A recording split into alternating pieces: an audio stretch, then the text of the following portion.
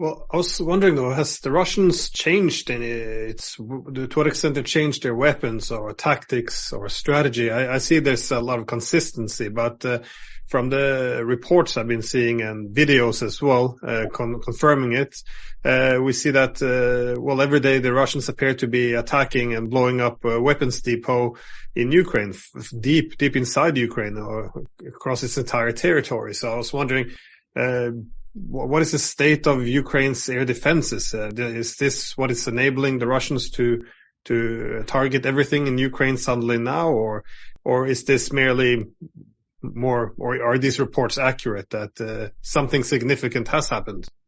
Well, Ukrainian air and missile defense, starting back at the end of November, beginning of December, with Surovikin's targeting strategy, has been largely annihilated. What they have left are point defense systems, such as the Patriot systems that we saw taken under fire and destroyed recently. They can't defend an area very well, but they can defend a certain area, in other words, a point target on the ground. Those systems are in high demand and very, very short supply. And this is also being of interest to the Russians, because if you can eliminate that air defense, then you can actually employ air power more liberally, which I think is also beginning to happen, especially if you go down near Zaporizhzhia. You look at that open area.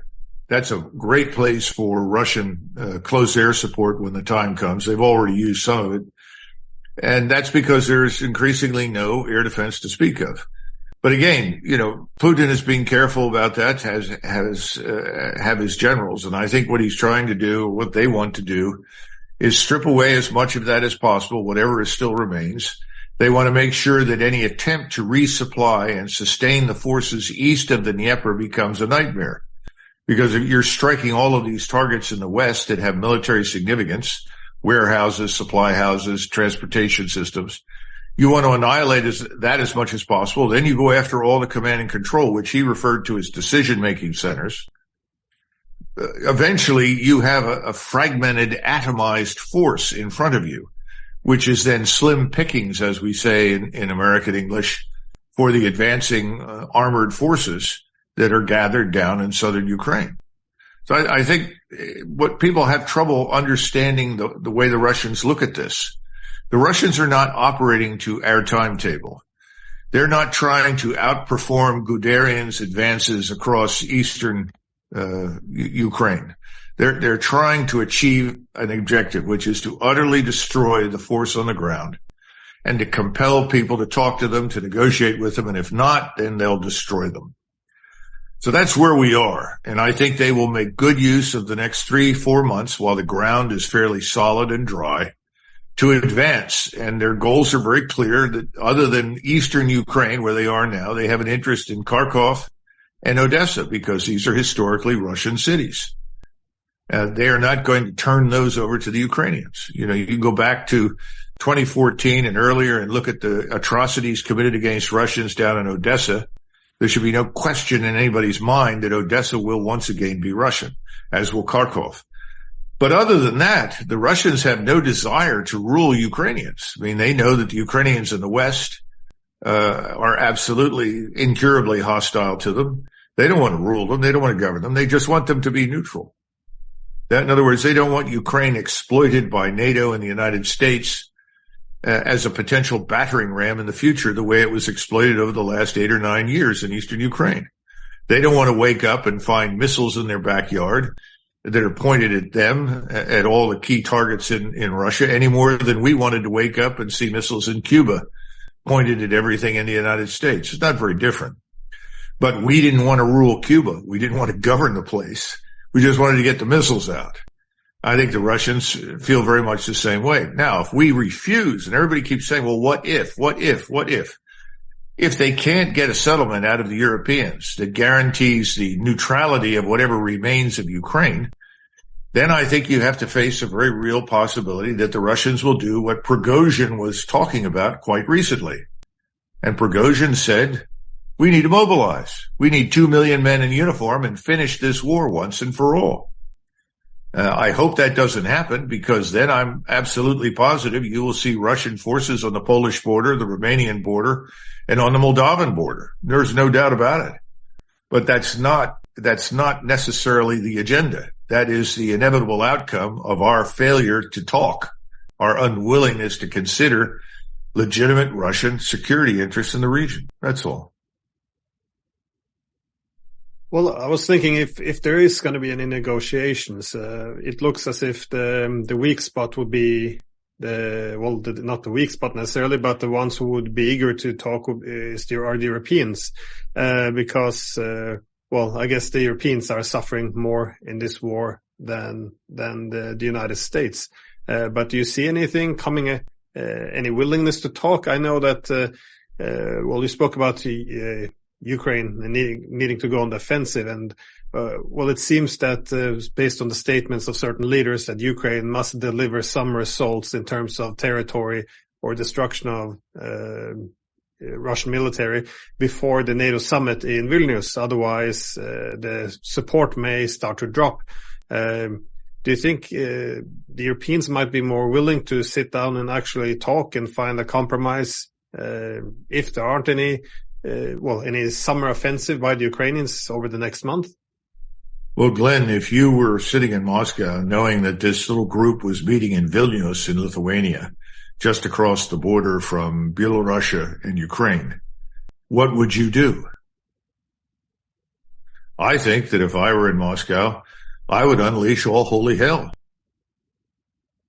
In other words, I'd go ahead and crush whatever remains of the Ukrainians in eastern Ukraine as decisively as possible. I would make life inside Ukraine worse than it's ever been.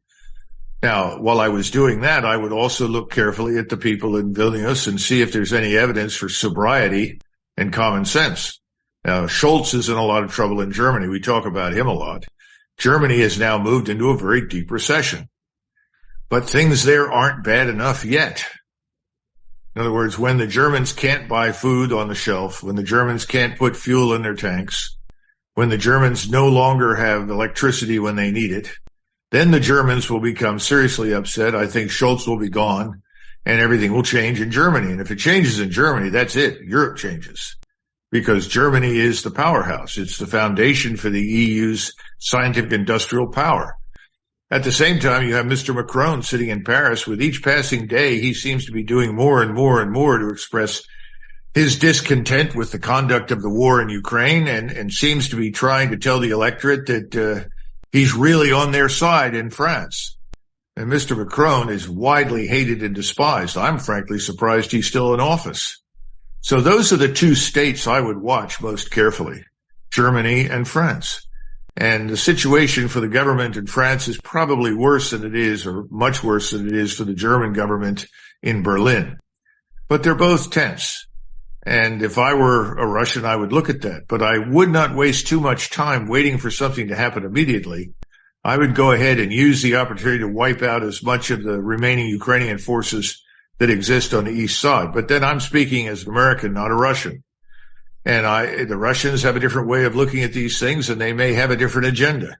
We don't know, but no one should doubt the capability of the Russian forces on the ground in Western Russia and Ukraine to do this. They can definitely do it. Remember, they still have over 100,000 troops sitting up in Belarus, facing the summit. They're not interested in using them at this point. Would they do so in the future? It's hard to tell. That may be part of the security guarantee against Western intervention in Western Ukraine, that then the forces can come down out of Belarus and help to crush whatever comes across the border. That's a possibility. On the other hand, it may be one of these things where once everything's rolled up in the east and the Ukrainians begin to cross the Dnieper at Dnipropetrovsk and head south to Odessa, for instance, then we may see some movement up there to cover the flank and secure Russian interests there. I don't know. All of those things are possible. And all of these questions, I'm sure, are on the minds of General Gerasimov, General Surovikin, and obviously President Putin and his Minister of Defense, General Defense Minister, I guess, Shoigu. But we don't know the answers to those. And it's hard to know what the Russians expect or what they perceive. But I think that's kind of where we're headed. How soon we get there is anybody's guess. So Russia is likely then to step up the pressure over the next 4 weeks. But the Ukrainians have to kind of deliver on an offensive as well before this summit. But what are the capabilities though on the Ukrainian side? I mean, you have, I'm not sure how, well, you're high ranking in the U.S. Army. I'm guessing you have some sense of whether or not NATO itself is running out of ammunition and weapons, or what do we have left to send? And do the Ukrainians have any production capabilities of their own? Well, they do have modest production capabilities, but nothing to compare with the Russians. The Russians have massive military industrial factories. They're churning out weapons and equipment 24 hours a day, 7 days a week. They've got brand new equipment now they did not have a year ago or over a year ago. In other words, the force on the ground that we face today in Ukraine is infinitely stronger and more capable and lethal than what existed in January of 2022. We've done that. We've induced the Russians to make those investments and expand. The Ukrainians don't have much. Now, when we say much, what does much mean? How effective can a force be when it consists of German, Czech, Dutch, Lithuanian, British, French equipment? And if you go back and look at the Second World War, one of the key lessons that we in the West tended to learn from the experience of the Germans in the East was the criticality of minimizing the diversity of equipment. In other words, use as many of the same engines as you can. In other words, simplify the resupply of forces and repair parts and the logistical infrastructure. At one point, if you go back and look at someone like General Balk's memoirs, he talks about 7 different vehicles with 7 different engines and 7 different supply and repair part infrastructure requirements on the Eastern Front in his divisional formation. And he only at that point had a division of perhaps 9 or 10,000. And it was a nightmare to keep all of these different systems running because you never had enough to service everything. Well, this is the Ukrainian position now. They have too many different pieces of equipment. How do you keep them all running? And there's a tendency now to use it. If it breaks down, dump it, go get another something, replace it, and move on. That's very difficult to do over time. It's going to become more difficult when the Russians are breathing down your neck. Remember that the Russians have been defending largely. In other words, they ceded the operational initiative, in a sense, to the Ukrainians by allowing them to organize, mobilize, assemble, and attack. Well, the Ukrainians haven't got much left to do that with. I told you what I think they have left and what they might be able to do. But then you have the equipment nightmare, the resupply nightmare. And these nightmares aren't getting any better. Whereas on the Russian side, the situation is infinitely better now. They've moved forward large caches of equipment and ammunition. Things are positioned where they can be rapidly pushed forward and resupply their troops. Ukrainians don't have any of that going on right now. So I feel badly in the sense that I think there are probably people in Washington and London who are saying, now listen here, Mr. Zelensky, you need to demonstrate that you're real and you've got to put forward this effort or we're not going to be able to support you. I'm sure some of that's going on right now. But if you're a European watching this debacle, at some point you must say, good Lord, how many people are we willing to sacrifice? How many more Ukrainians have to die? How many more millions of refugees are we going to have to deal with in Europe? These are all legitimate questions. At some point, the pressure to end this and return to normalcy will be very great in Berlin and Paris. Remember, the British, like the Americans, sit on islands, remote from the scene of the action.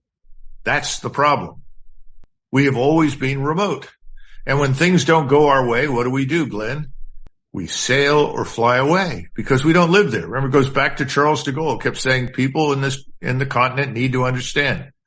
The Americans don't live in Europe and England is an island. I mean, come on, wake up. They don't share the same fate as the continental Europeans.